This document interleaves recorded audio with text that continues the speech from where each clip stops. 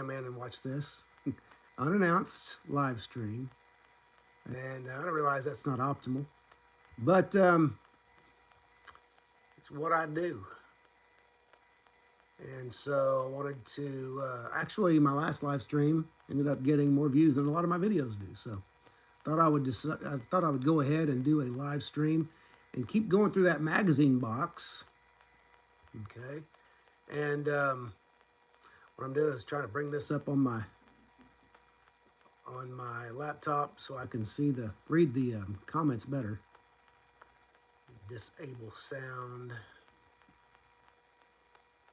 And okay. All right.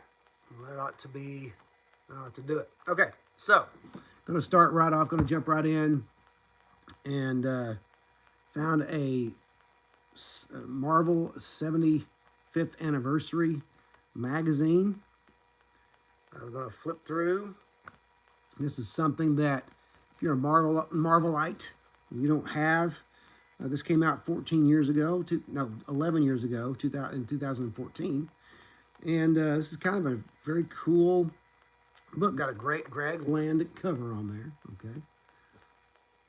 So nice, kind of a fun time in Marvel history when the Guardians of the Galaxy were experiencing a resurge in popularity. Totally different Guardians from the original Guardians. But let's look at some of the highlights of the magazine. Got a great congratulations Marvel from Lego here. This would have been about the time that my oldest son would have been really getting into Legos, and my daughter was into Legos already. She had a lot of the girl Lego sets, and so that's kind of neat. Got an article here, the 75 greatest Marvel comics of all time. The 75 greatest Marvel comics of all time.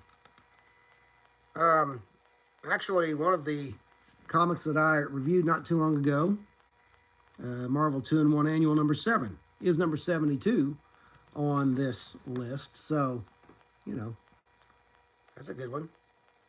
I would have put that in there. Trial of Fantastic Four 262, Trial of Reed Richards is on there. I'm not going to give numbers. I'll just say, you know, which ones are which.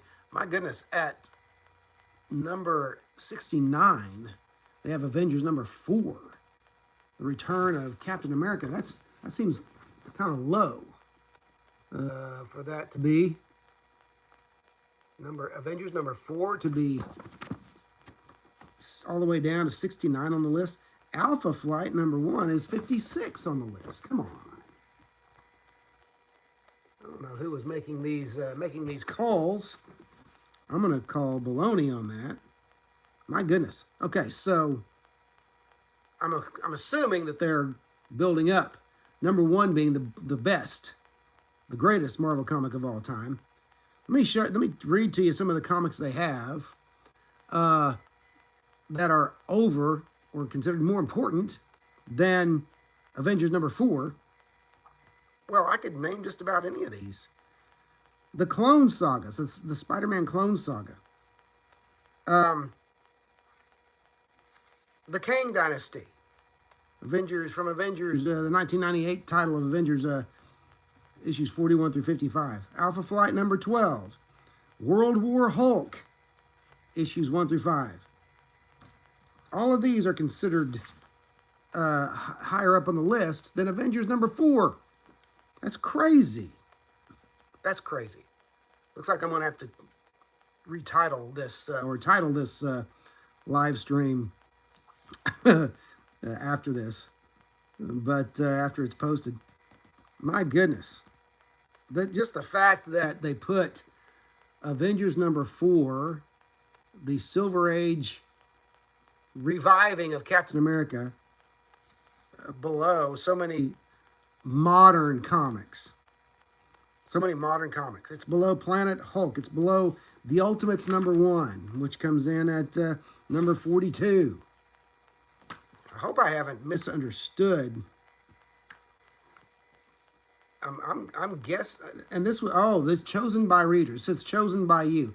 This makes a little more sense. This tells me that at the time, maybe the Marvel readership, or at least the ones that voted, were younger. Okay, younger than some of us old comics curmudgeons. Just a few more that came in way higher than Avengers number 4, Avengers Volume 1 number 4. Incredible Hulk 181, I could see that. You know, first appearance of Wolverine, first full appearance of Wolverine. But House of M, issues 1 through 8, no.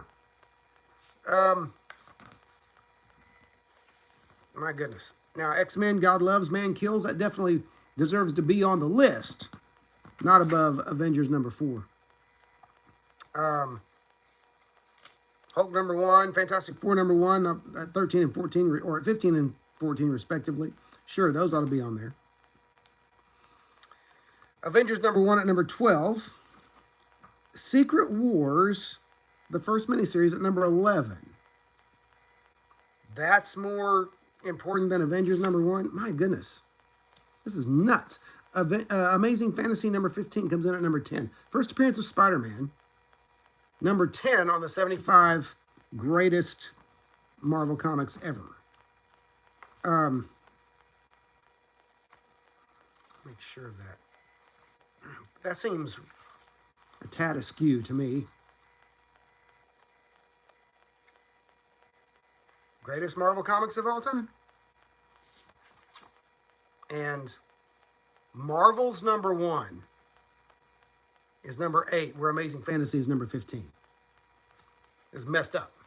This is some messed up stuff. Civil War is number 2. And the death of this is even, okay. The death of Gwen Stacy, Amazing Spider-Man number 121 and 122, is number 1 on the list. I'm going to call all kinds of messed up on their 75 greatest Marvel comics of all time list. There's the opening page there. 75 greatest Marvel comics of all time. Man, messed up ranking system. Oh well.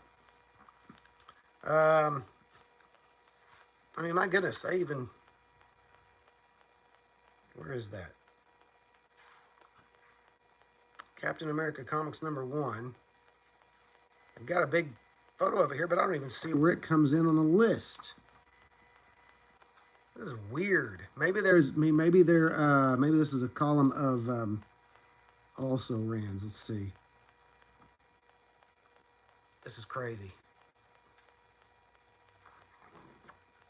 Hey, Splash Page Comics. Yeah, list is crazy wrong. You're absolutely right. It's nuts. Okay, well, there you go. Still, recommend this for just historical value and reference. Let's see what else they got here. They got a timely birth of Marvel. It started in 1939 inside the early evolution of Marvel Comics under the stewardship of Stan Lee. Great early Kirby Captain America. Maybe Joe Simon, but definitely one or both.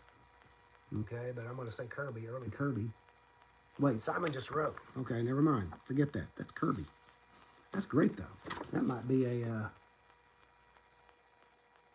my screenshot, screen cap for this video.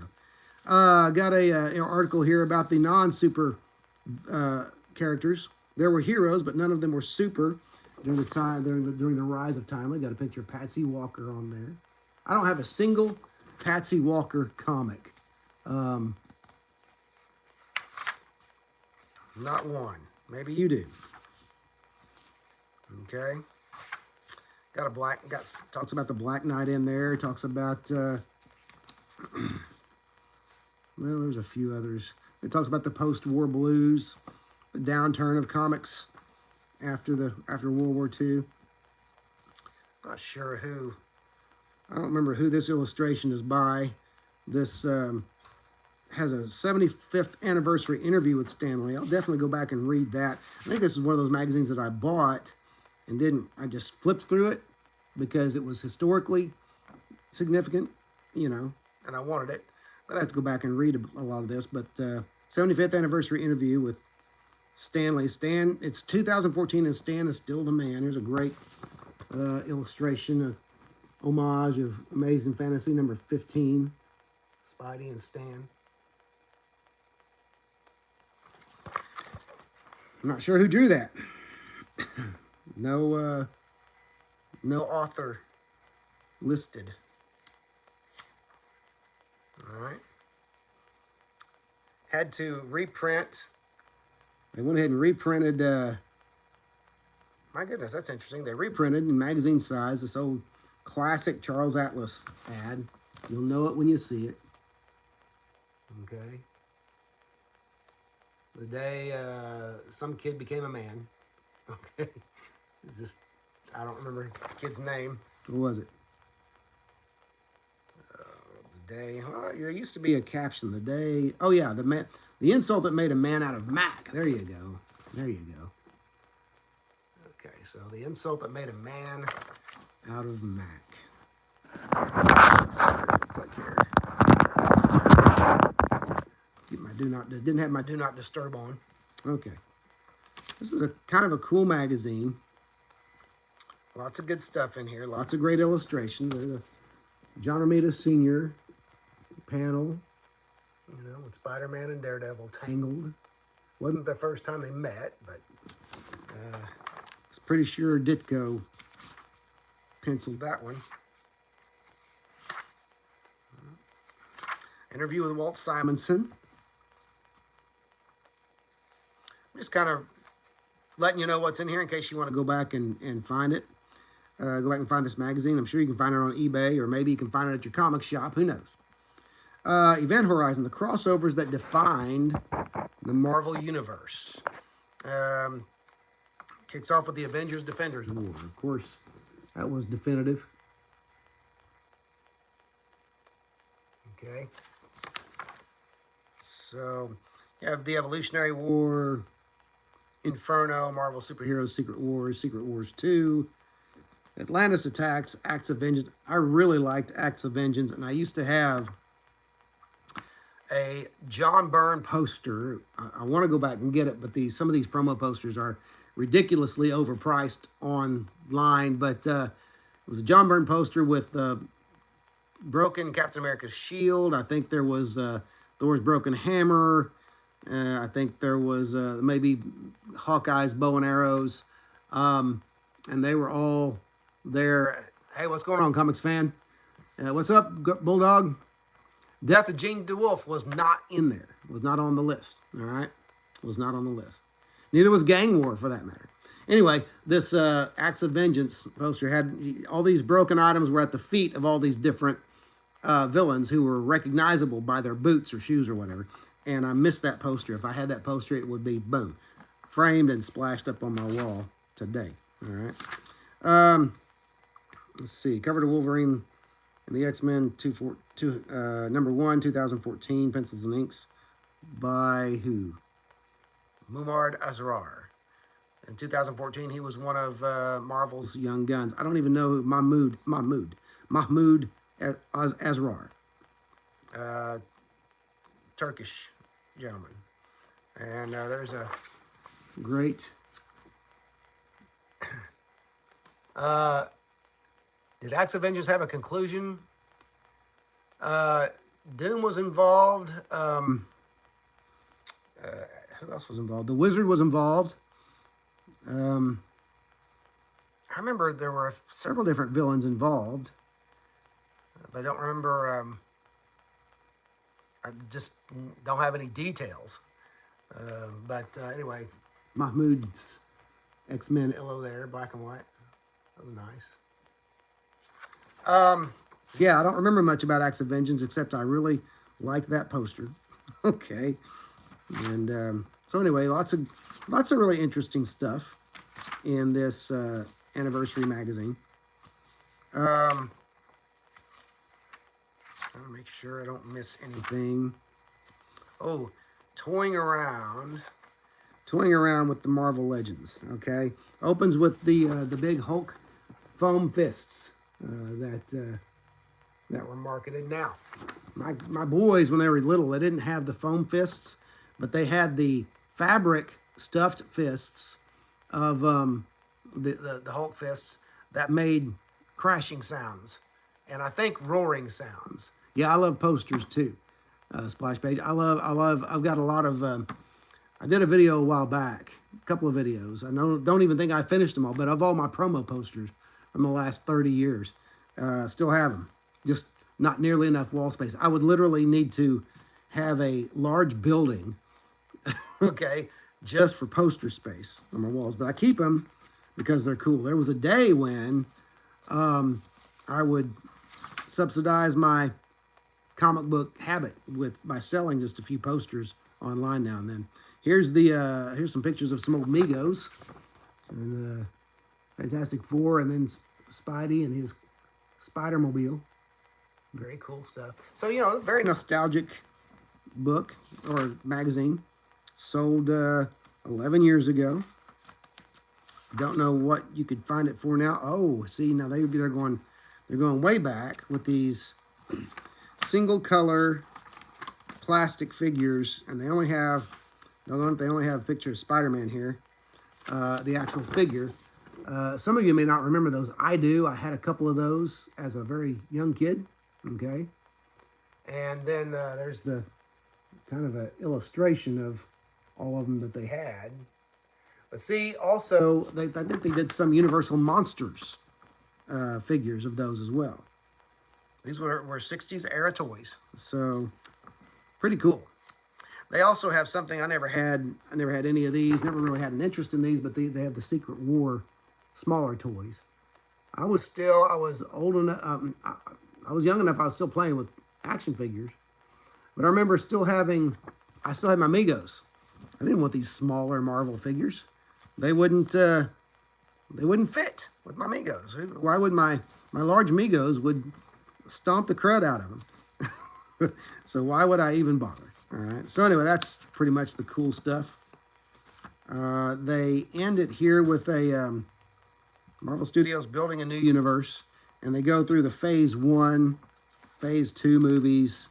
Just no pictures, just explanations of the movies. Okay, and so all right, yeah, wall space, yeah, right. Got a bunch of posters and can't enjoy all of them. Can only enjoy really a very bare minimum. Okay, so there's that. Got in here also a Conan, and again, when I do this, there's two purposes to this. It's fun, going through. Any of you who are like me, you got boxes and boxes of stuff. Many boxes not even shown here, but stuff that you've bought, stuck in a box, and you haven't gone through in a long time. And so this is a way of me going through, oh, I have this. This is cool. And also showing you some things maybe you didn't know were out there. Okay. So Conan the Reaver. This is a Marvel graphic novel. I don't find a number. Marvel graphic novel. And even in the Indicia, however you want to say it, it doesn't have an issue number. I think they stopped doing that after the first few, but this was 1987. Marvel graphic novel, Conan, story by Don Kraar, K-R-A-A-R, but art by John Severin and colors by Marie Severin. So there's the cover. Wonderful painted cover by John Severin. Okay. But then you have this just amazing interior art by Severin. For my money, John Severin is one of the all-time great comic book artists. All time. Now, you know me, I can't choose a favorite. Somebody say, who's your favorite, whatever. In a medium like comics, when you have so many great writers and artists, choosing just one, that's nuts. I can't do it. But what I like about some of these panels in Conan the Reaver is, if you're a Hal Foster fan or a Prince Valiant fan at all, you automatically see kind of the draw of this. I'd be hard-pressed to believe that Severin wasn't somewhat inspired by the Prince Valiant stuff, all right, by Hal Foster. So that's just kind of what I think when I look at it, okay? All right, so fun book. Lots of fun, not necessarily for kids. Of course, the Marvel graphic novels were, in some cases, an opportunity for kind of the same as Epic in some cases, not in most, but in some cases, opportunity for artists and writers to kind of cut loose. Here's a kind of a cool montage with no dialogue. Poor kid about to be sacrificed. Conan becomes the hero. All right. Yeah. I don't think I've ever read Red Nails, but I love Barry Windsor Smith's art. I'm not familiar with Red Nails. I'm not a Conan scholar at all. I've read some Conan stories and enjoyed them, but I'm not an expert by any means. But I enjoy it for what it is. Kind of just, sword and sorcery, monsters and men being men and women being beautiful, So it is what it is. So, cool book. Conan the Reaver. If you weren't aware of it, you should go out and look for it. What do we got here? Got some. Now, I have part 2 of this somewhere, unless this is part 2. This is Sherlock Holmes, done in Marvel Previews magazine. Okay, let's get a year of publication, 1975. Okay, so this is part 1 of The Hound of the Baskervilles, and I do have both of these. Dig the cover. Let's see who does the cover here before you drink that in. Cover painting by Ken Barr. Have heard the name. Nice. Very cool. Loved these black and white Marvel magazines. So many of them were just really from an artistic standpoint, from a comic standpoint, were off the charts good. And Archie Goodwin opens with an editorial. And we have the main story. Forgive me, I never know how to pronounce this guy's name, and I've been reading his stuff for decades, but Doug, M-O-E-N-C-H. Munch is what I always come up with. The Tower of the Elephant from Savage Sword of Conan number 24. I have heard of that story, and it's a great, I've heard of it. It's mentioned a lot by Conan fans. Wasn't that an early in the comic? Didn't they reproduce that in the comic series while Barry Windsor Smith was still doing the art? I think they did, but I may be wrong about that. Anyway, art by Val Mayrick. Now, Val Mayrick is one of my favorite Bronze Age artists, and he didn't spend much time in comics comparatively to others. Okay. So John Buscema did that one. Alfredo Alcala, great inker. Okay, I could have sworn that was done by Smith, but like I said, not a Conan scholar here. But I do know I do know Val Mayrick's art.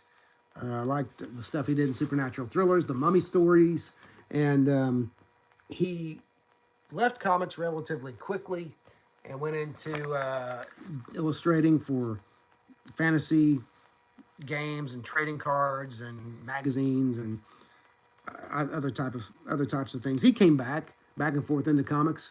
Didn't totally give it up, and I'm not even sure he's not still doing comics in some form. All right, but again, he hits it out of the park in this black and white story. Just all kinds of great mood and great mood and storytelling and attitude. Great stuff. All right. Let me see if there's a backup in here. Let's see. Okay, it looks like they may be. No, that's still Merrick.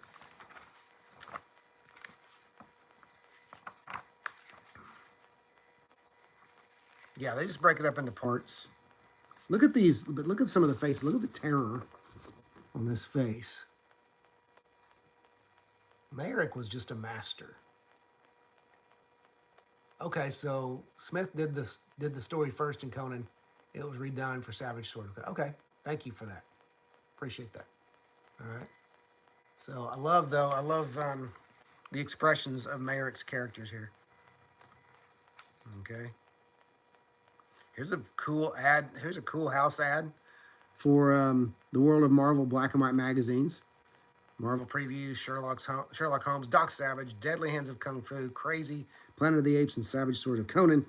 No credits for those images, but what's cool about me going through these old black and white magazines is I never, I wasn't allowed to read the black and white magazines as a kid growing up, which I probably wouldn't have let my kids read them either when they were at that, when they were single-digit ages.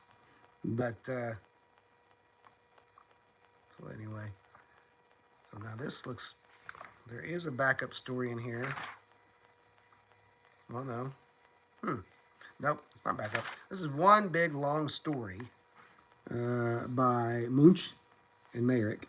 And it does have a part 2, because I have both parts. I don't know where that, can't lay hands on the other one right now. But it is I want to give you an idea of tell you how many pages. 64-page story. So it is just a beautifully done 64-page story with relatively very few ads. Great reading. I have read this one, both parts. That's just great reading. Get this back in there carefully. I need a backing board. I need a board for these magazines. All right, boards. Let's see here. Okay.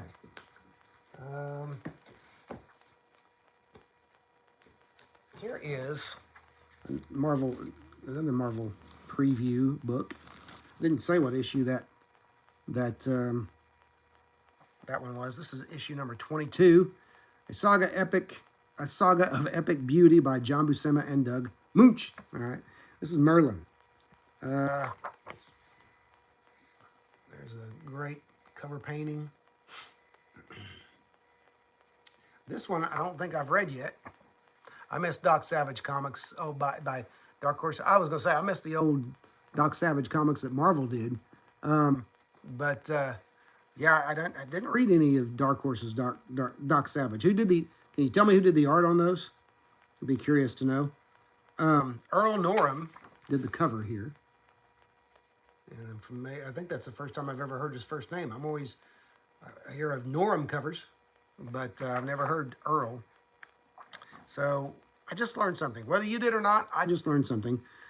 The artist, Norham's first name is Earl. There you go. All right. So some John Buscema art. Actually, the story is by Doug and John. Art, John Buscema, Tom Palmer, and John Tartaglione. I don't know who John Tartaglione is, but you can't do better on inks than Tom Palmer. Maybe I'm just too agreeable. I think I say that about a lot of inkers. But, like I said, I can't pick favorites. But there's great detail. I can't pick single favorites. Great detail in that Buscema Palmer art. Find something standout and staggering. Here you go. There's some cool panel usage. What is it? Shadow on Doc Savage by Dark Horse was superior. Great artist. Oh, Kaluta. Okay. Well, you had me at Kaluta. Gianni, I'm not familiar with. Stan Events from France, I'm not familiar with, but I will check that out. I'll endeavor to see, if I come across them, I'll definitely. Now I did see some of the shadows early on. I remember some Kaluta covers, but I believe, Anyway, there's some very cool storytelling. Panel work by Buscema. Okay. So it gives you an idea. And again, this Merlin story, it fairly fills the magazine. Like I said, this is here we go. They need to do more of these. I can't help but think that a story in this venue and the cheaper newsprint, slick cover, you can do the slick paper cover, graded art for Shadow, in the Coils of Leviathan and Hell's Heat Wave. Okay, now see, I had the Coils of Leviathan, the Shadow story, if I'm recalling correctly, because I remember that title. Okay, but I've long since gotten rid of those. But didn't those have? I'm sure those had Kaluta covers, Michael Kaluta covers. But going back, this would still sell if they could get this to mass market, especially, and price it reasonably. Call me, an eternal optimist, but I think those would sell if it was fair, that was of general interest to people, to people. And that's hard to gauge these days, since movies don't draw the fans they used to draw because of streaming and finances and all kinds of different reasons. It's interesting that we're seeing theatrical. I have an Ollie's nearby in Joplin. Yes. So finish that thought. What's at Ollie's right now? But because I love Ollie's. It is interesting to think, though, that theatrical release movies, viewership is in general at an all-time low because of streaming. They have a comic book sale going on right now. Okay. I may have to. I was thinking about trying to make a trip to Ollie's before Thanksgiving anyway, so we'll see what happens. But so theatrical movies viewership is at an all-time low, and streaming is part of the reason. If not, streaming and finances, big part of the reason. I can't help but think of the things that took out comics, the general readership of comics, how it shrunk because so many different things competed. Okay. Well, thanks for letting me know, Eric. I appreciate it. I'll need to get by there and find out. But anyway, also I've heard it said that COVID was a big factor in theatrical movie viewership going down. Ollie's puts out new stuff, I want to say monthly. I think monthly at least new things hit, because I've gone by just 2 or 3 weeks in between visits and had new things pop up on the stands. Okay, so, all right, so for you, let's see what else we got here. Oh, wow, okay. Now here's one I'm going to have to go back and read again. Any John Byrne fans out there? You bet, Eric. Appreciate you. Any John Byrne fans? This is Modern Masters Volume 7. I'd forgotten all about this Modern Masters series. Let me check the publication date. This is Volume 7, their John Byrne issue, March 2007. And this is a second printing. So, went to second print at least. So, and that doesn't surprise me. I almost fear looking these up on eBay to see what they're going for, because there'd be others that I'd want to check out. But here right away, you've got a great opening splash of Superman, Batman, and Cap. Captain America by Byrne. Soups, Bats, and Cap. There you go. What a trio. There's the three right there that could solve all the supervillain problems of the world. You just got the Byrne omnibus from Germany that has Iron Fist issues by Byrne. Yeah, I'm going through. If you haven't checked them out, I'm going through the Iron Fist issues, Volume 1. Talking about story, talking about art, and I'm doing that series right now. Retrospectives. All right, love John Byrne's stuff, especially his early stuff. And I've already covered, besides doing Iron Fist, I've already covered his Doomsday +1 stuff from Charlton. All right, there's an interesting Superman character. I'm sure that's from a story where he was raised in Britain, found and raised in Great Britain, I'm sure. And so, interesting stuff there. Wow, you know, I could spend the rest of the, I'm sure I could spend the rest of the this live stream just on this. Well, there's a picture of Byrne in his home or in his studio, home studio, whatever. How'd you like to pick just one of those, you know, pieces of original art off his wall? There's a very cool piece of Head and Shoulders of early versions of Soups and Bats.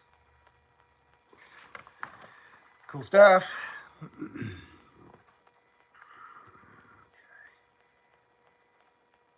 Just great stuff throughout.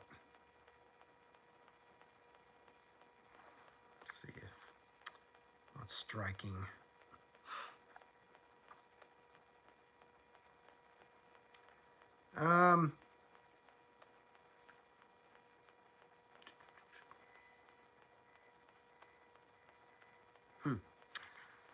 They don't know exactly who this character is, but it may be Archon. Marvel's Archon from Avengers and X-Men. He was main antagonist in an X-Men annual years ago by George Perez. And I have that one. I want to say annual number 3. I don't know. Oh, I'm sorry about the spoilers. I do that, and I warn people because of spoilers, but I understand also when people don't watch because of the spoilers. I keep thinking I need to find a way to not issue spoilers. I'm bad about that. And it could be, you know, the reason why I do it, I keep thinking that some people may just want the historical background of a particular series or run, you know, but I'll work on that and see if I can, and if I get to the point where I'm not doing spoilers, I'll announce no spoilers, okay?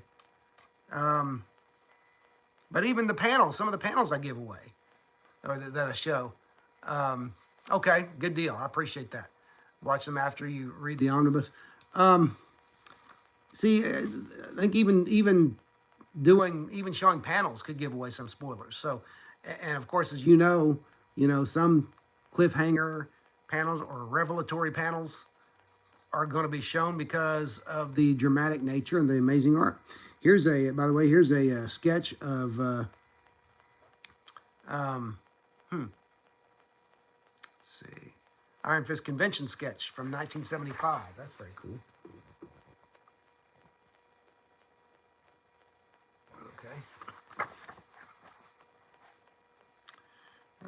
So, you know, this is just a nice look back on all of Byrne's art. Man, that's a classic Wolverine image from the cover of a Wolverine issue that I don't know the number of, but I have it. I have Byrne's short run of Wolverine from Volume 1, where he faced Tiger Shark and a few other villains. Introduced a villain or two in that run. Let's see.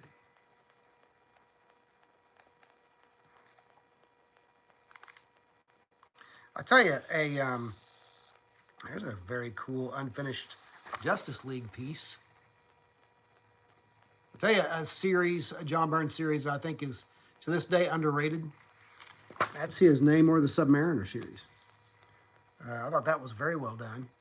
And, you know, kind of a nice take on an old character. Spoiler alert, if you haven't read it, okay? Spoiler alert. What Namor does is he, being the king of the seas and knowing where every old ship is lying at the bottom of the ocean, he uses the riches of the ocean to fund his company and to become a Fortune 500 you know, CEO to, you know, to undertake the cleaning up of the atmosphere, the oceans, all of that stuff. So I thought, you know, that was a very simple idea that had not been thought of, and not been done, I should say, not been done. And so great stuff there. There's a picture. There's a Justice Society of America image that I hadn't seen before. That's probably from some comic, but I've never seen it. Because the rest of these are from, you know, comic books. There's some original artwork for different Byrne covers. Superman issues. I believe that was Superman issue 1 right there. This was also in the first 4 or 5. I've forgotten the numbers, the numbering of those, because I have for the sake of space, I have gotten rid of my Byrne Superman. They are in my sale boxes. There's a cool. I've seen that image before, but I don't know if it's from a comic or not. Comic cover. That's a very cool Alpha Flight image with Wolverine. There have been a few stories done, what if type stories where, and I think there was one done in Exiles as well, the Exiles, within the first 8 or 10 issues, where Wolverine was the leader of Alpha Flight. I'd like to see somebody, you know, follow those, you know, follow that thread for a whole comic book series. So lots of great stuff. Modern Masters Volume 7, John Byrne. I'm going to have to check out the other Modern Masters issues. See what I can find without breaking the bank. Now, another fanzine in here called Near Mint. This is Near Mint number 19. I picked this up at Tulsa Flea Market a couple of years ago. Let me find a publication date. 1980, okay, Near Mint, March 1982.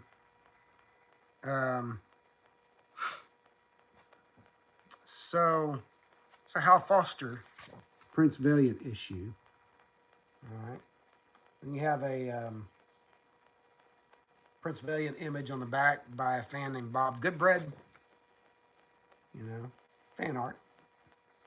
Some fan art is a hodgepodge. You got some great stuff and you got some okay stuff.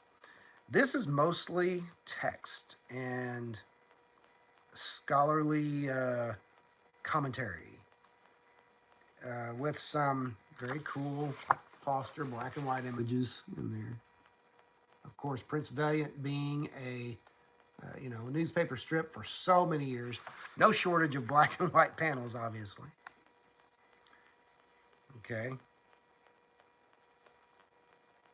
This is copied original Hal Foster art from a fan.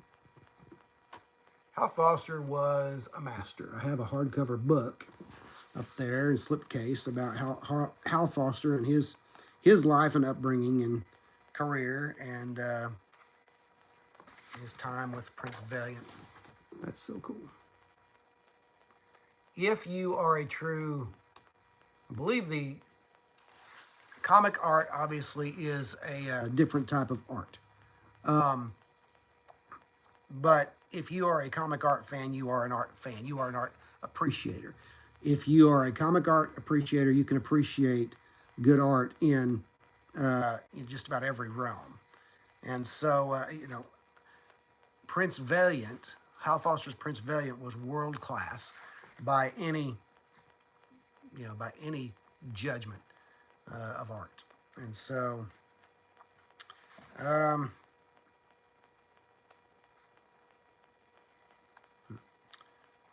anyway,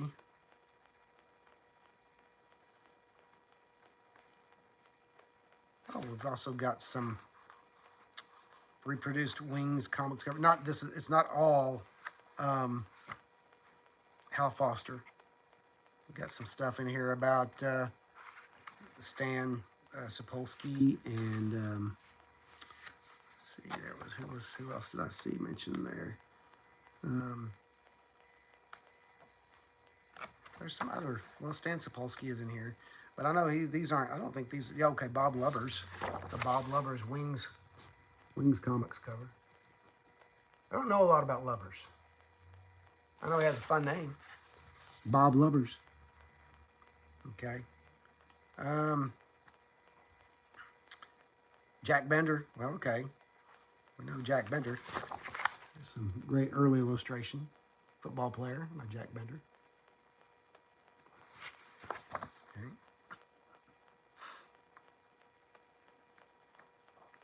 So anyway, if you never heard of that, there's a fanzine for you. High quality fanzine from the early 80s. Near mint. Something I didn't know about until I found that a few years ago at Tulsa Flea Market. Okay. Speaking of Prince Valiant, Hal Foster. Hal Foster's Prince Valiant. Here is a Prince Valiant in the Days of King Arthur reproduction #1. It's a reproduction of strips. None of them in color that I don't believe. No, none of them in color. Done in a, there's obviously, well, done in a calendar format. What do I mean by calendar format? I mean, every one of the pages you have to read like this. It's all black and white. Looking for a, hey, thanks. I appreciate it. I appreciate you catching up. And you're a cover buyer? I buy a few books for covers, or do you mean you're an original art cover buyer? If you're a cover buyer as far as buying comics for covers, I've done that. Of course, I can't afford to do that a whole lot, but I have done that, I admit. As far as comic book covers, original art, I have none. I have some original art, but no comic book covers, I'm sorry to say. Cannot find a date. Okay, August 1972. And this was a reproduction series that I wasn't even aware was on and was ever done until I found it. Also I found it at the same place I found that that fanzine at Tulsa Flea Market. And this is in the Days of King Arthur. And not original art. I wish. So do I. So do I. But so anyway, just really kind of cool. If you don't mind the black and white, if you don't mind the format, reading it like a newspaper, and maybe that's the reason why they did it that way. I don't know, but it's fun read. And it is issue #1, so maybe there wasn't an issue #2. I don't know. Maybe it wasn't issued. Oh, Nick Gold. Okay, hey, Nick. What's going on, man? So good to hear from you. Glad you're watching. But anyway, so that's Prince Valiant in the Days of King Arthur, written and illustrated by Harold R. Foster from 1972. All right. So I'll have to see if there's more out there, because I like reading Prince Valiant in any form, though I like best the big reproduced, I think they're hardcover reproductions that Dark Horse did. I've got 1 or 2 of those back behind here. All right. Chilling. Yeah. Okay. So let's go to, you know what? Let's just go to some Rampaging Hulk. Here's an early issue of Rampaging Hulk before it became just the Hulk. I think that may be a Norm cover we're talking about. Yeah, it is. That's an Earl Norm cover right there. Let me take that out. Take that out of the plastic. Get the glare off of there. All right. Well, there's going to be glare from the wonderfully glossy cover, but so there's an Earl Norm cover with the Hulk battling. I think that's the Metal Master. Return of the Metal Master, and incidentally, with this issue being, published in, let me find the 1977. I think this was the first return of the Metal Master since originally seen in the first few issues of the Hulk. Yeah. Yes, Rampaging Hulk. You and me both, buddy. I love these old stories. I liked them when they were black and white. I believe the magazine went to color after it was no longer Rampaging. And this is a story by Doug Moench and art by Walt Simonson and Alfredo Alcala. So there you go. And great opening splash there. Now, Simonson, I'm going to say this right off the bat. I was never a big, yeah, the sci-fi in the background. Love it. I was never a big fan of Walt Simonson in general. There were a few things that he did, and the black and white was more fun than the color mag it later became. The best issues of this series to have are the Rampaging Hulk. But I was an issue of some of the things that Walt Simonson did. Loved the years ago, back in the early 80s, loved the Teen Titans X-Men crossover, the Marvel DC crossover. The first one that wasn't a Treasury edition, that was my initial disappointment. It wasn't Treasury sized, but the thickness of it kind of allayed my woes on that. Is there Bloodstone backups in this?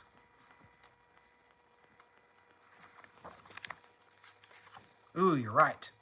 Bloodstone by John Warner, storyteller or writer, and Sal Buscema and Rudy Nebres. Well, there's a great art team for you. Who doesn't love Sal Buscema? Okay, I'm sure there's some people who don't, but okay, some great stuff there. Thank you for that. I have so much stuff that I haven't read. 2-page silent Batman story. What did that run in? Because I like the silent stories too. Those are kind of cool. And so if you can figure out, if you can remember, tell me where that ran in. But I loved the Teen Titans X-Men crossover. That was my first introduction to Walt Simonson's artwork, and I remember thinking as a kid when I was already recognizing a lot of his art, or a lot of different artists' art. I remember thinking, who is this guy? He's pretty good, you know. And so at that time, I was also, as a kid, going back and buying the back issues as I could, for the first time, building my collection of Chris Claremont written X-Men stories that included Cockrum and Byrne artwork. Okay, wonder if Bloodstone has another first appearance. I don't know, but anyway, I noted, well, this is no John Byrne, but he's good. He was really good. I liked Simonson's work. Okay, it was published in Finland. Wow. Now you've really got me. Curious. Okay.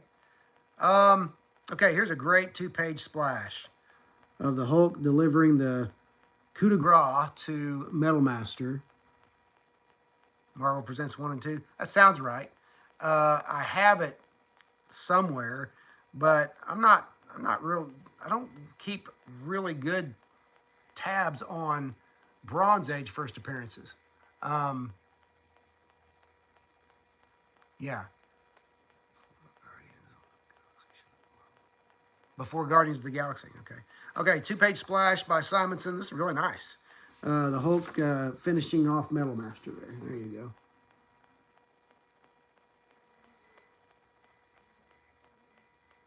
Cool stuff. Very cool. I don't know when Simonson officially began, his professional comics work. Anybody out there know? There's a very cool Maurice Severin Hulk caricature. Those are fun. Okay. Maurice Severin's one of the best. I'll call him goof artists, and that by no means indicates any disrespect, but she could do the coolest caricatures, goofy caricatures of Marvel heroes and villains. And here's a 1976 Rudy Nebres illustration. Very cool. Anybody out there know if Nebres was a member of the tribe? I think he was.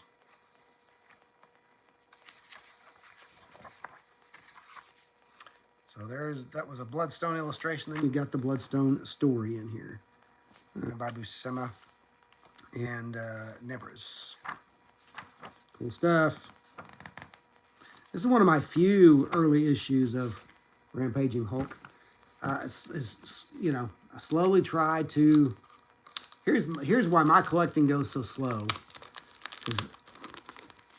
eBay for me is a very last, final resort of desperation. Okay. Hey, thanks. I'm glad you like it. I'm enjoying it too. I like old comics. I like old stuff. I read some new stuff, but and some of it I'll even say there's a little bit of it, precious little of it out there that's good. But I don't, it's not like the stuff that holds nostalgic value for me. And the stuff, and honestly, in general, I'm just going to say it, in general, the stuff that we grew up on is higher quality. There you go. I don't like deconstructive storytelling. I don't like taking longer to tell a story. And I don't like, what started in the 90s with so many different splash pages and, larger panels. We're robbed, it seems, in both the in both areas of art, panel storytelling. Yeah, we're all get off my lawn. Exactly, get off my lawn. And we're robbed in the sense of the number of panels, and an artist being able to confine himself to a single panel, a regular panel, back when you had 6 panels per page or something like that. That's a lost art. And they could do it effectively, and in many cases beautifully, and still tell a story.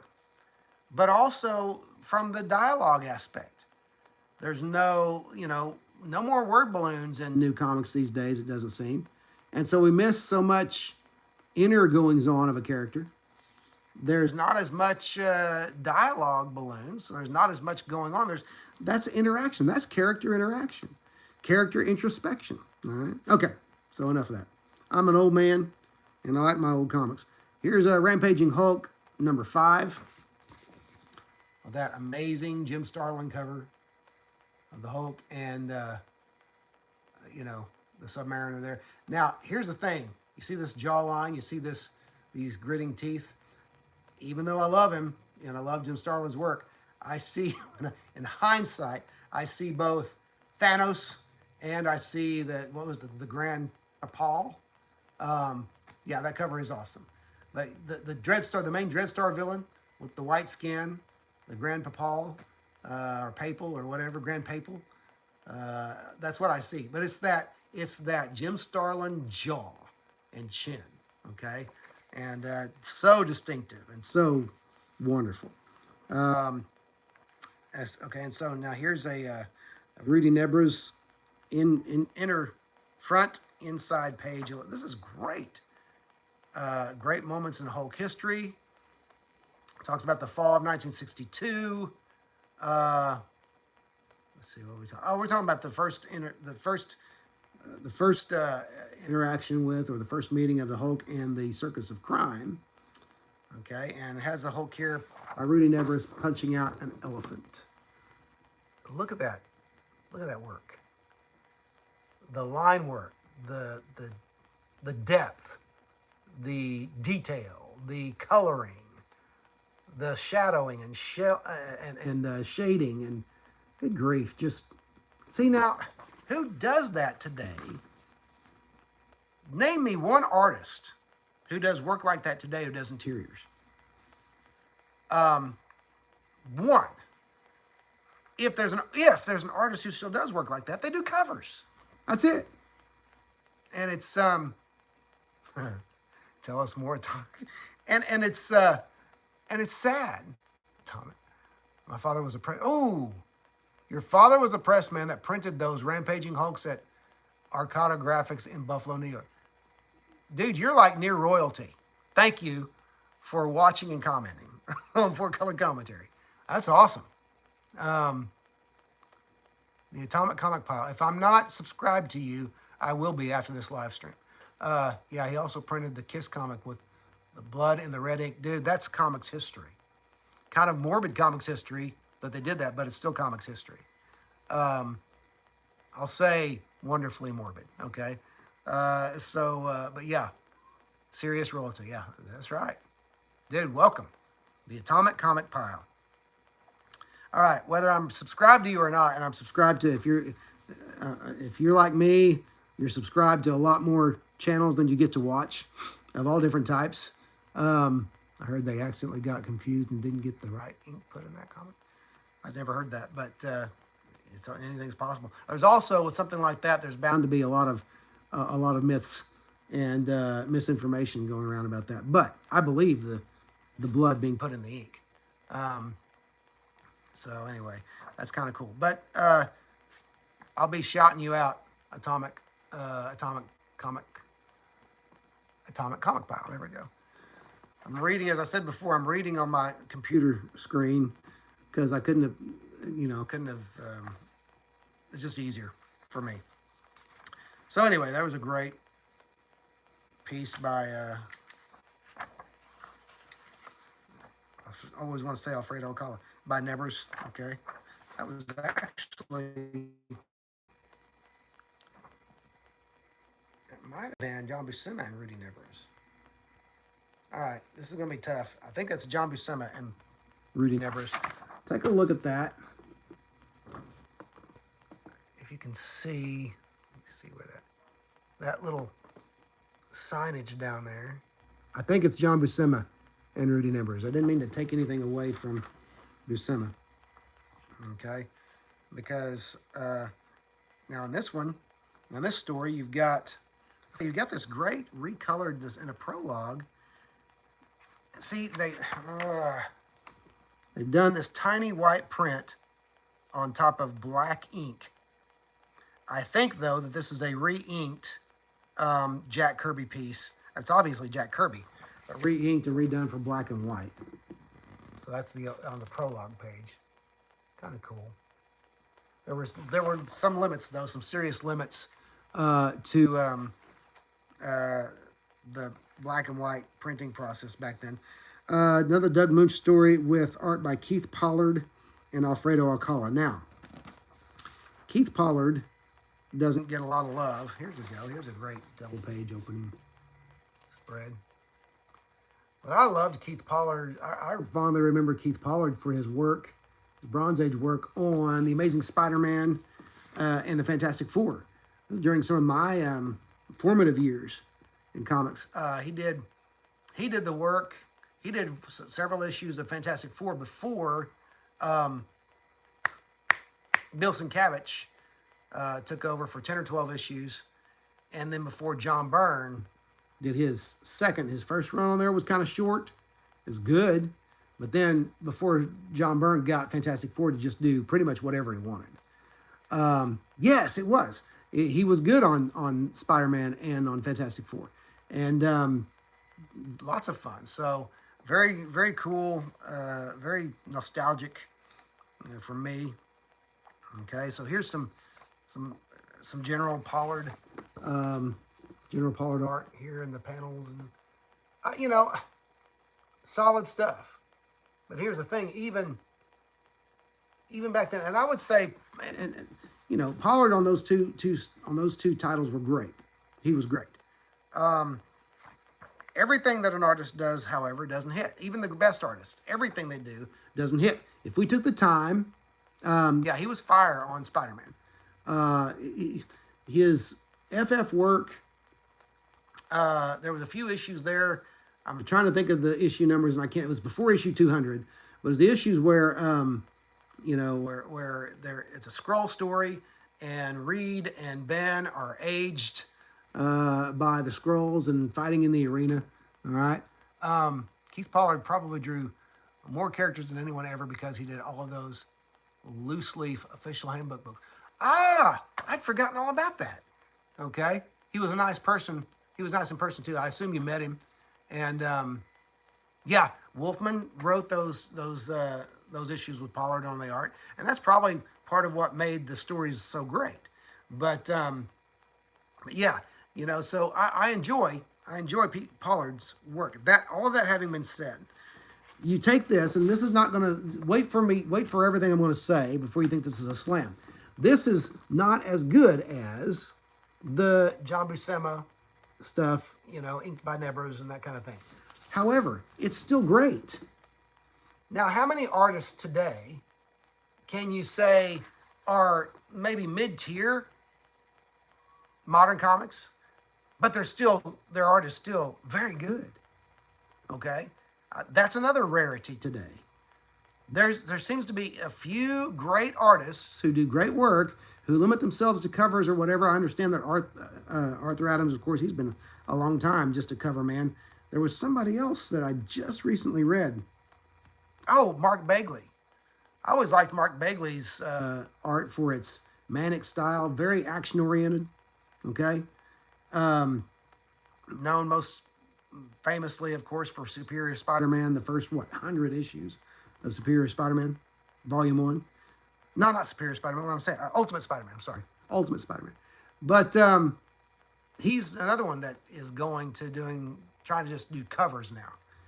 But they're bringing him back because who is it? Brian Michael Bendis is coming back to Marvel, and they're doing, and whatever he's doing, whatever book he's working on, I forget, I think it's an Avengers book, Begley's going to be doing the art on it.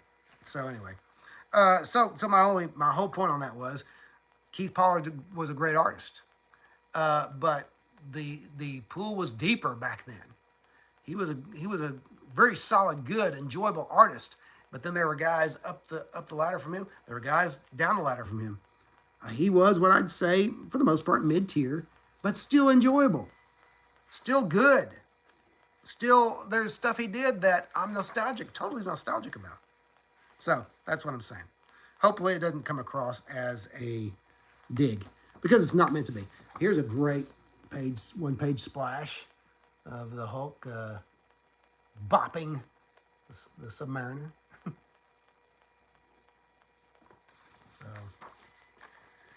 So great stuff by Keith Pollard. And what did I say? Alfredo Alcala. And then you have another Bloodstone story in here with Val Mayrick penciling. And that's always good stuff. Opening splash. Okay. Opening splash of Bloodstone exiting a limousine and walking into a hotel. It's an interesting choice, but okay. So good stuff. Again, these Marvel Black and White magazines. Oh, really? I didn't know that. The Hulk started speaking more intelligently at the end of the issues. Didn't know that. I don't think I have a lot of the later issues, and I have precious few of the early ones. Let's see what else I have back here. I do have, this was issue number 5. I do have, issue number 6. So this is going to be part 2 of the battle between, look at this cover. This is again, okay, this is not Earl Norm cover. This is a Ken Barr cover. Still wonderful. It's great. Mine's a little dingy. The yellow's not as bright, but look at that. Ken Barr. Great stuff. Let's see who does the interiors in this Duel in the Dark Depths.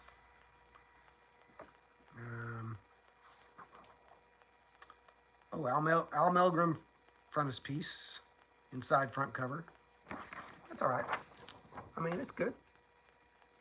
But again, when you compare it, see that would, I'm going to do it again. That would put to shame most new comics these days, in my estimation. Most new Marvel comics. But pales in comparison to Buscema and Milgrom. I mean, Buscema and Starlin and Alcala and some of the greats. Neil Adams and Art Adams and all that good stuff. Yeah, I dig it too. So, art by, again, Keith Pollard and then Tony DeZuniga. All right. The inker does make a difference. It's not a good difference or bad difference. It's just a difference. But there's some interiors. I like an inker that doesn't overpower a penciler's work. And I think we all like that. Okay.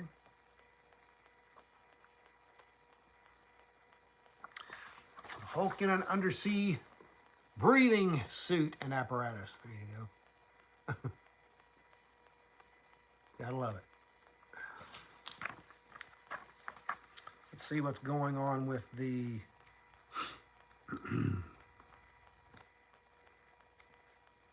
Bloodstone story. About to wrap it up here, guys. I appreciate you being with me on this, tuning in this morning or this afternoon. Alan Kupperberg and Sonny Trinidad in this do the artwork with script by John Warner. And the Bloodstone, this is the Conspiracy Ascendant. Here's the first page of the Bloodstone story. Nice. Very nice. Okay. And I don't know who, almost looks like maybe Simonson, but it doesn't say who does this. Before I show it, let me look and see if it says, and it doesn't say who does the pinup. It looks like a pinup with with some information and about the blood gem on the top of it. But anyway, here's you know, a piece, a Bloodstone piece. I swear it looks like Simonson, but I'm not sure. Very cool. Okay. Kupperberg was always a capable artist. I always enjoyed Kupperberg's work. And so, some interior panels. Any Alan Kupperberg fans out there? He was just one of those guys that I'm sure he did work for DC as well, but if you were a Marvel fan, you knew him. Ooh, there's a Oliver. Stop that. It's my cat. There's a nice panel of a demon called Sharzan. There you go. He looks formidable. Alan Kupperberg action there. All right.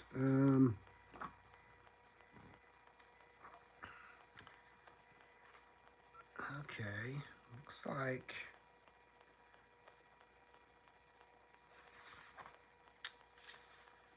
another great Maurice Severin caricature there of the Hulk dumping out the contents of the mailbox onto some poor editor. Yeah. So, Rampaging Hulk number 6. So there you go. Okay. Let's do one more here. And then I'll come back to this on the next live stream. Oh, this is, we jump all the way up to number 17. And this is the Marvel's TV sensation in Super Marvel color. I don't know if this is the first,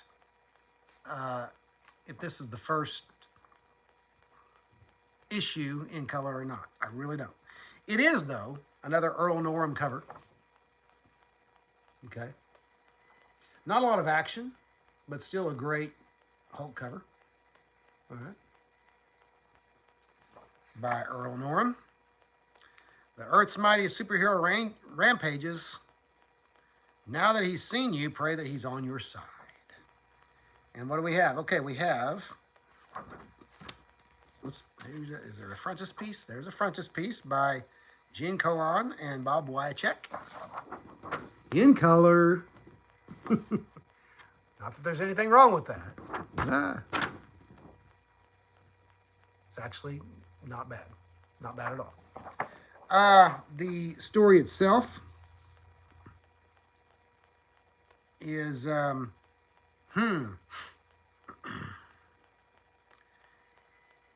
it's very okay. They went okay. So with issue 10, I think I know why they went to color. They wanted to popularize all of the Hulk publications they were doing because of the TV show. But this issue, let me read to you the description of the Hulk story in here. Tell me if this does not sound like an episode of the TV show.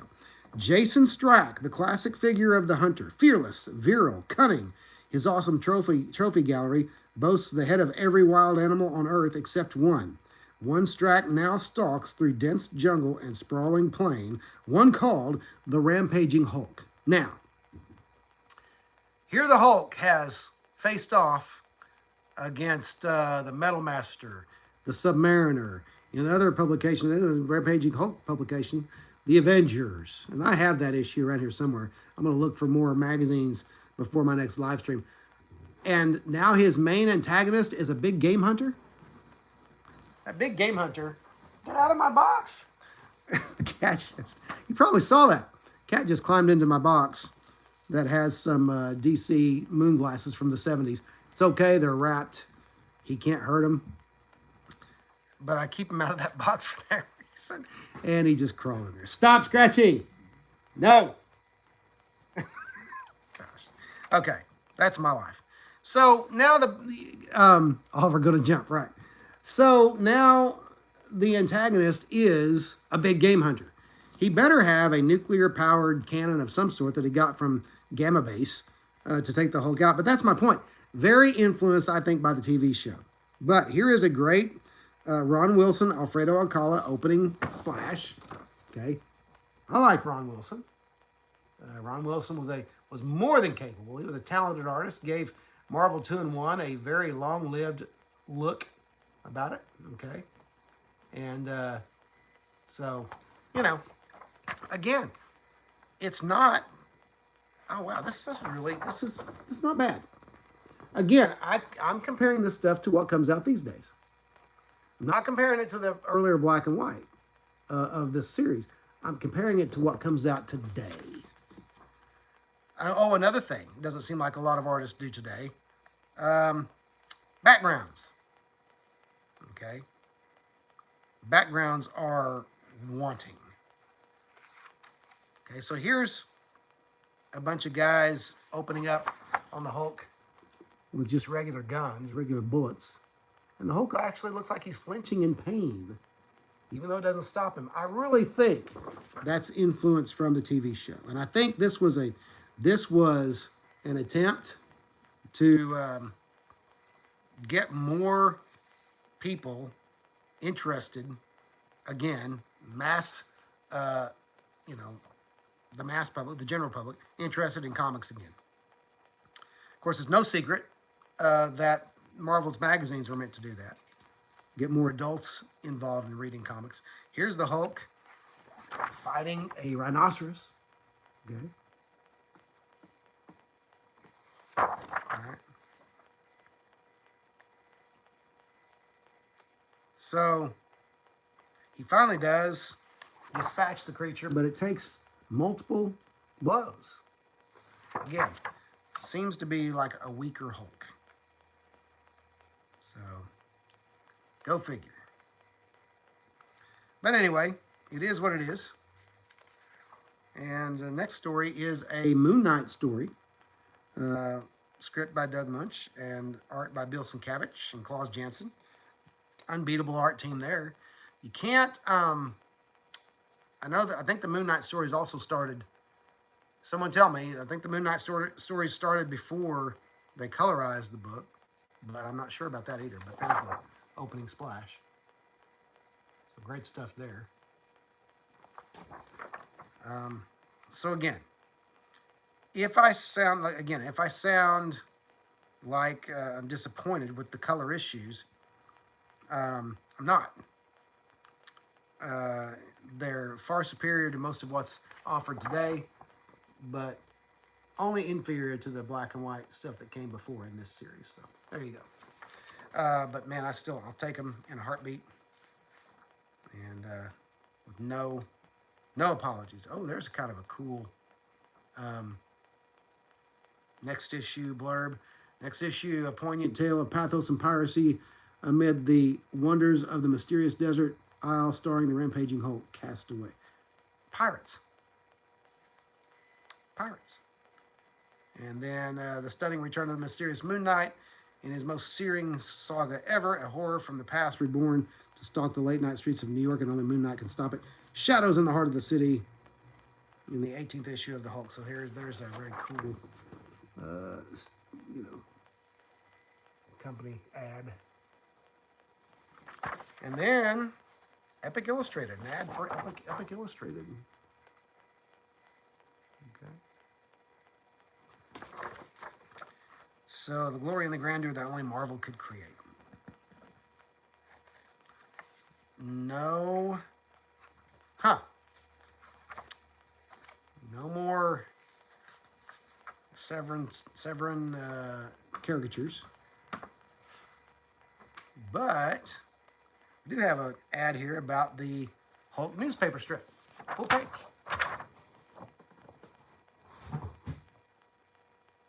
There you go. So great stuff there. Did you get out? Did you get tired of being in there? Great stuff there. And the Hulk issue number 17. So, yeah. All right, guys, I'm going to wrap this up. I do appreciate all of the interaction and just you turning out to watch and participate. Anybody who watches my videos knows that I'm more about the newspaper strip was by Larry Lieber. Larry Lieber did the art on that one and on the Stan Lee wrote, and Larry Lieber did the art, I believe, on the Spider-Man story. Yeah, Stan Lee and Larry Lieber. So yeah, that was the primary thing Lieber did during that era. If Marvel had a newspaper strip, it seemed like Lieber was doing the art. I don't go live regularly, but I'm going to go live more and more. It's more fun for me. There's not as much pressure. I'm really starting to get the hang of this live stream thing, which tells you how bad I am about with all this YouTube stuff, because live stream ought to be the easiest thing ever. But I'm learning that you don't have to have things planned out necessarily. You don't have to have a script or anything like that.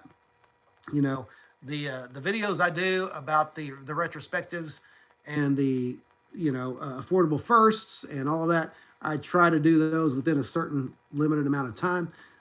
Even comic book haul videos, I try to do those within a certain amount of time. The live streams can just be fun, and I'm finally starting to learn that they can just be fun. Pull out a box and start talking comics. Do what you do in the comic shop, And so anyway, so that's yes. So that's the long-winded answer to your question. No, I don't do it regularly. Yes, I'm going to start doing it more regularly on the weekends. And so, there you go. I will try to start getting, the Halls Live. That would be a good idea. And I like the, I like the idea of doing the Halls Live, and that may be something that I do. I'll try to get to advertise them a little bit more, to get notice out there. If I can, that way, because I don't know that I can do it every Saturday because busy family, busy life. But if I know that I can do one on a certain day, promo it, and put it out there. So I'll try to do that. That's my promise to you. All right. So anyway, that's it for now. Thanks for watching. I'll probably go back and fiddle with the title of this video because I don't even think I gave it a title. But it's a live stream. I don't know what you do on live streams. But anyway, hey, I'm glad you had fun, and I hope to see you next time. Thanks for watching 4Color Commentary, and I'll see you next video. See if I can get out of here.